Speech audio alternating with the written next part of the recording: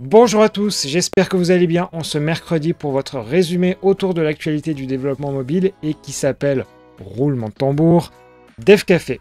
Dans les prochaines minutes, on va ainsi se parler de Flutter, d'Apple, de Google et un peu même de procès. Mais avant ça, et je ne sais pas si vous en souvenez, mais lors d'Halloween, je vous avais indiqué qu'il y avait un artiste new-yorkais qui faisait justement des petites figurines Android. Et bien moi j'ai enfin reçu la mienne et en plus il y a la possibilité, vous voyez, de lui mettre plein de petits masques dans tous les sens. Alors bref, c'est vraiment inutile, on va pas se le cacher, mais c'est parfait pour le décor qui est juste derrière moi. Et d'ailleurs, j'ai regardé sur leur site, il en reste encore à vendre, donc si ça vous intéresse, c'est à peu près 12$, mais faites attention parce que moi je me suis fait prendre par les douanes, donc voilà, au cas où faites attention. Mais bon, j'imagine que vous n'êtes pas là pour parler d'une figurine Android, alors on va s'intéresser à l'actualité, la vraie, juste après le générique.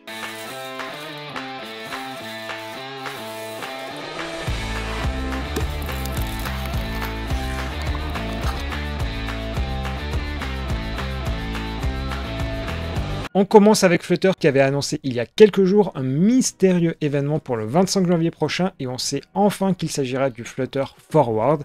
Alors ce sera une conférence où la prochaine version du framework devrait normalement être annoncée et grande nouveauté, elle aura lieu au Kenya à Nairobi et ce qui est relativement unique car jusqu'à présent c'était soit aux États-Unis soit en Europe et il semblerait même qu'on puisse aller directement à l'événement sur place, mais plus raisonnablement un direct sera proposé en ligne.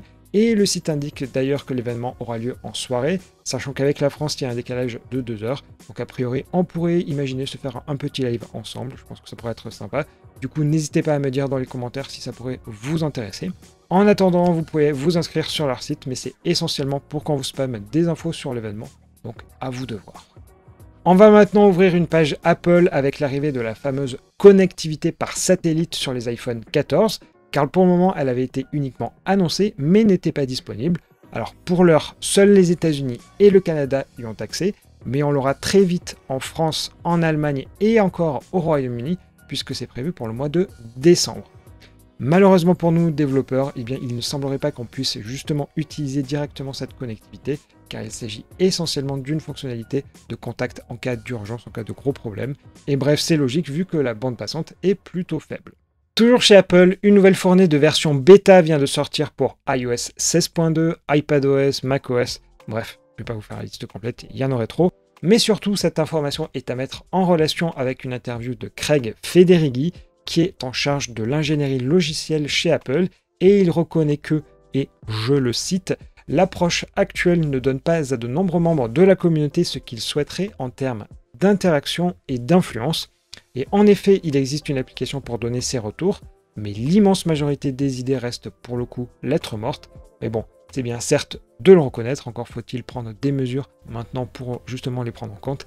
Et là-dessus, il n'a absolument rien dit. A noter toutefois qu'Apple écoute parfois un tout petit peu, notamment lorsqu'ils avaient changé le design de Safari, avec la barre d'adresse qui est passée du haut de l'écran au bas. Et bon, là-dessus, elle a finalement été bien maintenue, mais il existe une option qui a permis aux irréductibles de retrouver l'ancien design, comme quoi Apple n'est plus tout à fait celui de l'Apple du temps de Steve Jobs. Et pour clore ce chapitre Apple, le procès Epic Games versus Apple vient de reprendre, suite à l'appel des deux parties qui avait été déposé suite au premier jugement il y a quelques mois. Et pour rappel, Epic Games avait lancé ce procès afin de permettre l'utilisation de solutions de paiement tierces en dehors du paiement in-app de l'App Store, notamment pour Fortnite. Et pour faire simple, Apple n'avait pas été reconnu comme étant en situation de monopole, mais avait toutefois été obligé d'autoriser le lien vers des solutions de paiement tierces. Bref, au final, peu importe, on recommence tout de zéro, les déclarations dans tous les sens vont reprendre, mais après tout, on va faire comme la dernière fois et on va ressortir les popcorns. Allez, sans transition, il est déjà l'heure des actualités en bref, avec des infos plus ou moins en rapport avec le dev mobile aujourd'hui. À combien de reprises a-t-on vu des tweets se moquant d'iOS depuis des comptes officiels de Samsung, Huawei ou encore de Google, et utilisant Twitter pour iOS et non pas pour Android? Ces petites erreurs qui ont fait les choux gras des sites spécialisés pourraient ne plus se reproduire puisqu'Elon Musk trouve que c'est une information qui prend de la place inutilement et consomme trop en temps de calcul. Il est vraiment prêt à chasser la moindre ligne de code inutile, cet Elon Musk. Sans transition, et si vous possédez un commerce en ligne, vous utilisez probablement PayPal, qui est généralement la solution la plus plébiscitée par les internautes. Mais attention, désormais, si un compte n'a plus aucune activité pendant 12 mois, le service prélèvera automatiquement des frais de 10 €. Toutefois, une simple connexion au compte suffit à réinitialiser le compteur. Et si on retourne côté mobile, la marque chinoise Doji commence à avoir des pratiques un peu limites. En effet, ils indiquent que leur nouvelle tablette embarque 8 Go de RAM, ce qui est classique maintenant, mais ils ajoutent que 7 Go de RAM étendue est aussi disponible. Mais qu'est-ce que me direz-vous? Eh bien c'est tout simplement du swap sur le stockage MMC qui leur permet d'annoncer fièrement que la RAM monte à 15 Go. Espérant que cette pratique ne se généralise pas car le grand public pourrait bien tomber dans le panneau. Et enfin, chaque année Microsoft met en vente des fameux pulls de Noël aux couleurs de ses marques et œuvres iconiques. En 2022, vous pourrez ainsi vous procurer ce magnifique pull aux couleurs du fameux Clippy. Le prix n'est pas vraiment donné puisqu'une fois les frais de port ajoutés, on dépasse les 100 €, mais les bénéfices vont vers la College Success Foundation qui aide les étudiants avec des faibles revenus. N'hésitez pas à dire dans les commentaires si vous êtes prêts à craquer pour cette œuvre d'art. On reprend et lundi soir, il y avait le dernier épisode de l'Android Dev Summit, même si c'était essentiellement de la redite, mais il y a quand même deux petites informations à en retenir. Alors la première, c'est que la fonctionnalité dite de Predictive Back Gesture va être activée sur Android 14. Alors concrètement, ça permet, lorsqu'on fait le swipe pour revenir en arrière, de voir quel est l'écran dessous. Alors je vous avais fait un petit tuto à ce sujet il y a quelques semaines, et c'est vraiment ultra simple à mettre en œuvre. Donc surtout, n'hésitez pas à cliquer sur le petit i, je crois qu'il faut cliquer de ce côté-là, pour en savoir plus. Et deuxième information, la Privacy Sandbox va aussi arriver en 2023, en tout cas en version bêta, car jusqu'à présent c'était uniquement des previews. Et là aussi, un tuto est disponible. Mais pour vous résumer simplement, aujourd'hui quand votre application embarque un SDK de pub ou d'analytics, c'est à vous de le faire tout à la main et même de gérer les différentes versions. Et par ailleurs, ces SDK ont exactement les mêmes permissions que celles de l'application. Et l'idée de la Privacy Sandbox, c'est désormais de décorréler ces SDK de l'application en les téléchargeant de manière indépendante sur le Google Play. Alors d'une part, ça va faire en sorte qu'elles s'exécutent de manière isolée et donc elles n'auront accès à des informations que très limitées. Et d'autre part, vous n'aurez plus à vous soucier de gérer les différentes versions, car ce sera côté Google Play. Et même un dernier petit changement appréciable, la taille des applications devrait se réduire vu qu'il n'y a plus besoin d'embarquer plusieurs fois le même code. Donc les utilisateurs, ça devrait être plutôt bénéfique pour eux à de nombreux titres.